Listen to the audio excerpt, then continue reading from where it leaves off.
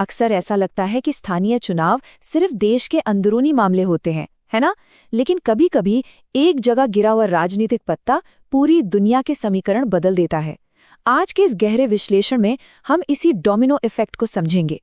कैसे भारत में हो रहे वैचारिक बदलाव, क्यूबा के गहरे संकट और अमेरिका की बदलती विदेश नीति, ये सब आपस में जुड़े हुए हैं। तो चलिए सीधे मुद्दे पर आते हैं। 59 ये कोई मामूली आंकड़ा नहीं है। जरा सोचिए, पूरे 59 साल, इतने लंबे समय बाद भारत के राजनीतिक परिदृश्य में एक ऐसा ऐतिहासिक बदलाव आया है जिसने केवल देश का ही नहीं बल्कि पूरी दुनिया का ध्यान अपनी ओर खींच लिया है। दशकों में पहली बार आज जमीनी स्थिति ये है कि भारत के किसी भी राज्य या केंद्र शासित प्रदेश में कम्युनिस्ट सरकार सत्ता में नहीं है।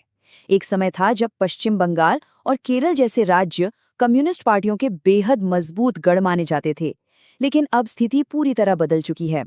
पश्चिम बंगाल में जहां बीजेपी जैसी पार्टियां हावी हो गई हैं, वहीं केरल में कांग्रेस के नेतृत्व वाला यूडीएफ सत्ता में लौट आया है। मतलब 1967 के बाद ये पहला मौका है जब भारत पूरी तरह से कम्युनिस्ट शासन से मुक्त हो गया है। अमेरिकी प्रतिक्रिया, अमेरिकी राजनीतिक विश्लेषकों की चौंकाने वाली प्रतिक्रियाएं। अब सवाल उठता है कि भारत के स्थानीय चुनाव से अमेरिका का क्या लेना देना? लेकिन सच मानिए, अटलांटिक पार अमेरिकी विश्लेषकों के बीच इस बात ने एक बहुत बड़ी बहस छेड़ दी है। इस विरोधाभास को समझना काफी दिलचस्प है। एक तरफ भारत है जो अपनी दशकों पुरानी पारंपरिक कम्युनिस्ट सरकारों को वोट देकर लोकतांत्रिक तरीके से सत्ता से बाहर कर रहा है। वहीं दूसरी तरफ अमेरिका के ठीक अंदर एक अलग ही बहस छिड़ी हुई है। वहां समाजवादी और वामपंथी विचारधारा वाले स्थानीय राजनेताओं के लगातार चुनाव जीतने पर गहरी चर्चा हो रही है। अमेरिकी विश्लेषकों को ये पूरी स्थिति बहुत ही विडंबनापूर्ण लग रही है। उदाहरण के लिए अमेरिकी राजनीतिक विश्लेषक मार्क डॉब्स का ये बयान ही देख लीजिए। उन्होंने लिखा है, कम्युनिस्टों को बाहर निकालने के लिए भारत को बधाई। हाँ, हम इतने ही बेवकूफ़ हैं। ये बयान सोशल मीडिया पर रातों रात वायरल हो गया। ये स्पष्ट रूप से दिखाता है कि कैसे अमेरिकी विश्लेषक अपनी ही घरेलू राजनीति की तो आलोचना कर रहे हैं, लेकिन भारत के इस राजनीतिक बदलाव को एक बहुत ही गंभीर भू राजनीतिक जिज्ञासा की तरह देख रहे हैं।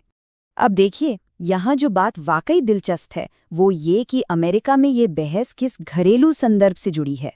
न्यूयॉर्क के ज़ुरान ममदानी जैसे राजनेताओं को ही ले लीजिए। उनका बिल्कुल स्पष्ट अरबपति विरोधी रुख है। उनका मानना है कि दुनिया में अरबपति होने ही नहीं चाहिए। भला किसी एक व्यक्ति के पास 9,000 करोड़ रुपए से ज्यादा की संपत्ति क्यों होनी चाहिए? और ठीक इसी बात पर डोनाल्ड ट्रंप जैसे नेता चेतावनी देते हैं कि ऐसी वेल्थ टैक्स नीतियां अमेरिकी संप्रभुता के लिए सीधा खतरा हैं। वे अक्सर इन स्थानीय राजनेताओं को सीधे कम्युनिस्ट का टैग दे देते हैं। खैर, अमेरिका की इन घरेलू बहसों से थोड़ा बाहर निकलते हैं और दुनिया के नक्शे को जूम आउट करके देखते हैं। एक बड़ा सवाल जो दिमाग में आता है वो ये कि आज के इस आधुनिक दौर में वैश्विक मानचित्र पर कम्युनिज्म आखिर बचा कहाँ है? सच तो ये है कि कम्युनिस्ट देशों का नक्शा बहुत तेजी से सिकुड़ा है। याद कीजिए 1991 का वो दौर जब अल्बानिया और बुल्गारिया जैसे देशों ने इस प्रणाली को पूरी तरह छोड़ दिया था। आज पूरी दुनिया में सिर्फ 4 प्रमुख देश बचे हैं जहां समग्र रूप से कम्युनिस्ट सरकारें काम कर रही हैं: चीन, क्यूबा, उत्तर कोरिया और वियतनाम। ये लिस्ट अपने आप में बता रही है कि वैश्विक स्तर पर यह राजनीतिक प्रणाली तेजी से अपना प्रभाव खोती जा रही है। चीन की अनोखी स्थिति, एक हाइब्रिड आर्थिक मॉडल। अब जब भी हम कम्युनिज्म के पतन की बात करते हैं तो चीन का नाम एक बहुत बड़े अपवाद के रूप में सामने आता है। काम करने का उनका तरीका बिल्कुल अलग है। इतिहास गवाह है कि अपने विशुद्ध पारंपरिक रूप में कम्युनिज्म ने आर्थिक सफलता के लिए हमेशा संघर्ष किया है। लेकिन चीन ने क्या किया? उन्होंने एक बिल्कुल अनोखा हाइब्रिड मॉडल तैयार कर लिया। मतलब, शासन तो कम्युनिस्ट पार्टी का रहेगा, लेकिन बाजार में निजी कंपनियों और पूंजीवाद को पनपने की जगह मिलेगी। इसी का नतीजा है कि आज BYD और शाओमी जैसी विशाल निजी टेक कंपनियां पूरी दुनिया के बाजारों पर राज कर रही हैं। और ये बात एक बहुत ही शानदार तथ्य को सामने लाती है। जरा सोचिए, चीन की अर्थव्यवस्था भारत से कई गुना बड़ी है, फिर भी एशिया का सबसे अमीर व्यक्ति चीन से नहीं बल्कि भारत से है। ऐसा क्यों?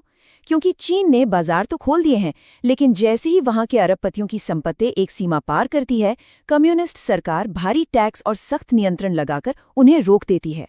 राज्य का ये कड़ा हस्तक्षेप ही इस हाइब्रिड मॉडल की असली सच्चाई बयान करता है। क्यूबा में संकट, दबाव में एक पारंपरिक प्रणाली, अब चीन की इस आर्थिक सफलता से नजर हटाकर सीधा कैरिबियन की तरफ चलते हैं। वहां क्यूबा आज भी कम्युनिज्म के एक अधिक पारंपरिक और विफल होते मॉडल से चिपका हुआ है। न्यूयॉर्क टाइम्स जैसी प्रतिष्ठित आउटलेट्स की रिपोर्ट्स अगर देखें तो क्यूबा में जमीनी हकीकत बहुत ही गंभीर है। वहां चरम गरीबी लगातार बढ़ रही है, लोग हताश होकर सड़कों पर सरकार विरोधी प्रदर्शन कर रहे हैं। यहां तक कि हाल ही में कम्युनिस्ट पार्टी के मुख्यालय के बाहर आगजनी तक की घटनाएं सामने आई हैं। और सबसे बड़ी समस्या ये है कि वहां विपक्षी दल हैं ही नहीं। जनता के पास सत्ता बदलने का कोई राजनीतिक विकल्प ना होने की वजह से ये भारी निराशा अब एक बड़े आक्रोश में बदल रही है। अमेरिकी नीति और भविष्य की गति, वैश्विक बदलावों का लाभ उठाना।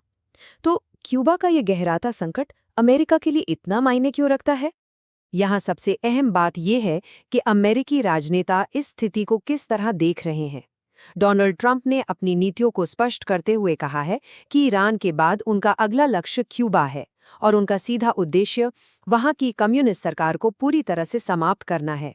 यह बयान अमेरिका की सत्ता परिवर्तन या रिजीम चेंज की नीति को बहुत ही साफ तौर पर सामने रखता है। तो आखिर अमेरिका की ये पूरी भू राजनीतिक रणनीति काम कैसे करती है? इसे 3 साधारण कदमों में समझते हैं। पहला, भारत जैसे देशों में हो रहे ऐतिहासिक चुनावों और कम्युनिज्म के पतन जैसी वैश्विक घटनाओं का बारीकी से अवलोकन करना। दूसरा, क्यूबा के अंदर बढ़ रही घरेलू अस्थिरता और जनता के विरोध पर पैनी नज़र बनाए रखना।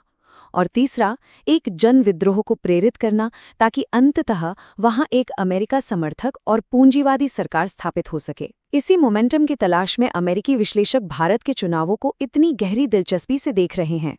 उन्हें लगता है कि ये मोमेंटम क्यूबा में भी बदलाव ला सकता है। तो अब सबसे बड़ा सवाल ये है कि क्या भारत में कम्युनिस्ट सरकारों के हारने से जो डोमिनो इफेक्ट शुरू हुआ है वो दुनिया भर से होता हुआ कैरिबियन तक पहुंचेगा? क्या सच में कम्युनिस्ट सरकारों के गिरने की ये वैश्विक गति क्यूबा में वो राजनीतिक बदलाव ला पाएगी जो अमेरिका चाहता है? ये कुछ ऐसे सवाल हैं जो आने वाले समय में दुनिया की भू राजनीति की दिशा तय करेंगे।